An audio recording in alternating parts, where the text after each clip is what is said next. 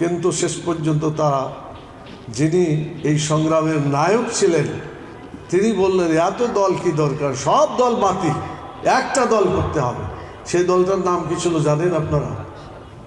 সব দলকে বাতিল করে একটা দল করলো, সেই দলটার নাম আপনাদের জানা নাই? বাকশাল। সেই বাকশাল করে গণতন্ত্রকে হত্যা করলো সেদিন।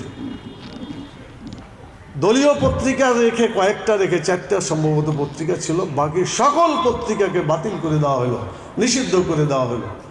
এই যে আজকের সাংবাদিক ভাইরা স্বাধীনতা উপভোগ করছেন, ছবি তোলা, খবর লেখা, আপনার স্বাধীনতা ভোগ করছে, সেই স্বাধীনতা তখন ছিল। সেটা লিখতে দেওয়া হতো না। লিখতে হলে, কথা বলতে হলে, ছবি তুলতে হলে সরকারের গোলামি করতে হবে।